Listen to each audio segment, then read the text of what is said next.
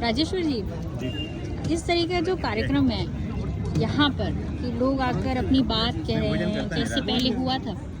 मतलब देखिए, जेएनयू जैसा कैंपस है ना, जो एक कहा जाता है कि देश भर में एक नैरेटिव सेट करता है, और मेरे ख्याल से जेएनयू ने बहुत बड़ा रोल प्ले किया है जो वायलेंस बस्तर में, दंतेवाड़ा में, सुकमा में या फिर ऐसे रेड कॉरिडोर्स में हो रहा है, उसको जस्टिफाई करने में, उसको वाइट वॉश करने में। इसलिए जेएनयू एक बड़ा इम्पॉर्टेंट प्लेटफॉर्म हो जाता है उस नैरेटिव को एक्सपोज करने में, वो नैरेटिव जो फेक इंटेलेक्चुअल ने बना रखा है। और शायद ये 50 लोग का ये कार्यक्रम नहीं रहा, ये मेरे ख्याल से उन सभी बुद्धिजीवी वर्गों में, उन सभी इंटेलेक्चुअल स्पेसेस में ये बात जाएगी कि कैसे वो जो नक्सलवाड़ी का रास्ता है, कैसे कितने खून खराबे से होकर गुजर रहा है। अच्छा, वो जिनके हक की लड़ाइयों के लिए लड़ रहे हैं, वो तो उन्हें तो उससे कुछ लाभ मिल ही नहीं रहा है, उल्टा उससे प्रताड़ित है, एक्सप्लॉइटेड फील कर रहे हैं। तो ये खुद वहीं के बस्तर के लोग, वहाँ के गाँव के लोग बता रहे हैं कि इनको नक्सलियों से राहत चाहिए, वो नहीं चाहते कि नक्सली उनके गाँव में और इंटरफेयर करें। जेएनयू में बस्तर के भी बच्चे पढ़ रहे हैं, तो ऐसा क्यों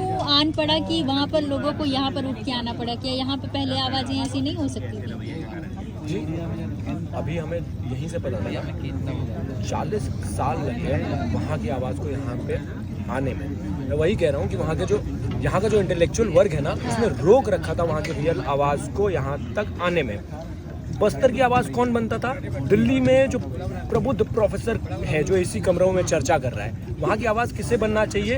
यही जो यहाँ पे मांझी आए हुए हैं, वही जो रामधार यहाँ पे आए हुए हैं, वही जो समस्याओं को झेल रहे हैं। तो शायद इसको एकदम प्लान तरीके से रोका गया था कि वहाँ की रियलिटी एक्सपोज ना हो, और ये अपने तथाकथित जो नक्सलिज्म के आड़ में अपनी जो कुकृत्यों को किए जा रहे हैं, उस पर पर्दा पड़ा रहे। हम अपने पेज में अक्सर बस्तर की खूबसूरती को दिखाया करते हैं। आज जो मार्मिक दृश्य लगातार बार यहाँ दिल्ली में हो रहा है, इससे क्या वहाँ के पर्यटन को कितना हद तक प्रभाव डाल सकता है? जी, हम इसे पर्यटन के तौर पर नहीं, वहाँ के लोगों के जुड़ाव के तौर पे देख सकते हैं कि शायद इस 50 लोगों के माध्यम से ना तमाम 50 लाख 50 करोड़ जनता अब बस्तर से डायरेक्ट कनेक्ट हो पाएगी, उनकी समस्याओं को समझ पाएगी कि रियल समस्याएं क्या हैं और समस्याएं किस तरीके से प्रेजेंट की जाती हैं। तो जाहिर सी बात है, लोग अब मिलेंगे जुलेंगे लोगों से, और हमने भी संपर्क बनाए हैं, और हम भी कोशिश करेंगे कि हम यहाँ से अच्छे खासे ग्रुप्स को, स्टूडेंट्स को लेकर बस्तर में लेकर जाएं, पर्यटन के दृष्टि से भी और लोगों की समस्याओं को सुनने की दृष्टि से भी। कितने सालों से ये सारी चीज़ों पर एक्टिव हैं या काम कर रहे हैं? जी, मैं भी इस कैंपस में पिछले 8 साल पहले आया था, और लाल सलाम और फलाना किस तरीके के नक्सलवाड़ी, एक ही रास्ता के नारे सुनते आया था।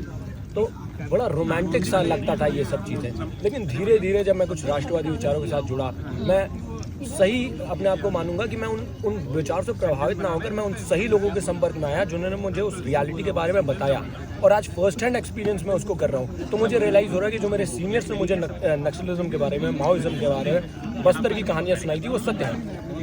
जब 6 अप्रैल 2010 में बार उस इंसिडेंट का जिक्र इसलिए करता हूँ क्योंकि मैं उन सीनियर्स के संपर्क में हूँ जिनके सामने जेएनयू में डीजे ऑर्गेनाइज किया गया था, उन सीआरपीएफ जवानों की शहादत, उन सीआरपीएफ जवानों की वीरगति को सेलिब्रेट किया गया था।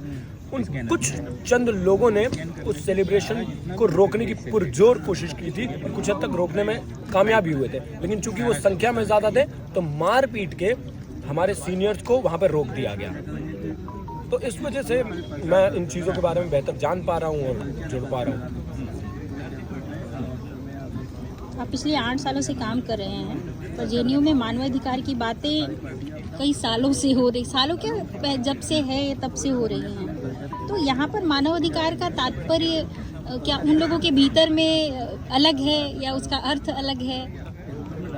देखिए, मेरे को बताना कि इन लोगों ने एक पेंट ले रखा है, लाल पेंट अपना, जो कम्युनिस्ट पेंट मैं बोलूँगा। उस कम्युनिस्ट पेंट से ये डिसाइड करते हैं कि किसके मानवाधिकार की बात करनी है, किसके मानवाधिकार की बात नहीं करनी है। यहीं फ़िलिस्तीन और गाज़ा में कुछ दो गुटों में कुछ मिलिटेंट्स में लड़ाइयाँ होती हैं, और जेएनयू एक मुखर आवाज़ की तरह बनकर खड़ा होता है। जाहिर सी बात है, जहाँ भी वायलेंस होता है, हमारे जैसे स्टूडेंट्स को उसके बारे में चर्चा करनी चाहिए, लेकिन यहीं हमारे पड़ोस के देश बांग्लादेश में कुछ खास धर्म के लोगों का नरसंहार होता है, कोई आवाज़ नहीं उठाता। अब चले आते हैं सीधा बस्तर में, हमारे घर में ही बस्तर में ऐसी घटनाएं होती जा रही हैं, लेकिन वहाँ पे मानवाधिकार की बात नहीं करते हैं। तो वही मैं कह रहा हूँ, यहाँ पे बहुत सिलेक्टिव इनका जो है ना, वो सिलेक्टिव कंटेंट्स पकड़ते हैं, सिलेक्टिव इश्यूज पकड़ते हैं, जिससे ये अपने आप को एकेडमिकली प्रूव कर सके।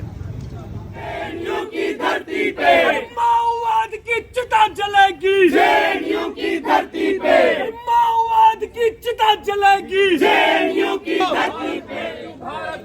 भारत में क्यों